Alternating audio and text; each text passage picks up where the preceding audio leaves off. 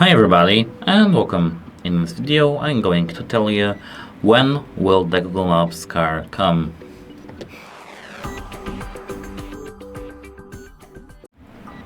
So actually the answer is that the Google doesn't have the fixed schedule for the cars coming to your area. The Street View cars come to your area with date ranges. So for example, between January and June there will be cars in some weight ship or some state in the US, and you can check that using the website, their website. So at first we have to open our favorite website, web browser, and here we have to tap and type google.com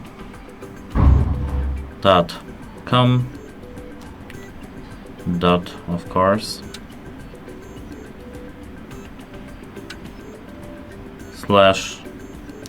/Street View.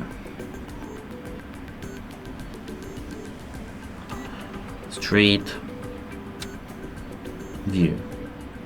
And now we can search that. And as you can see, now we are on their website.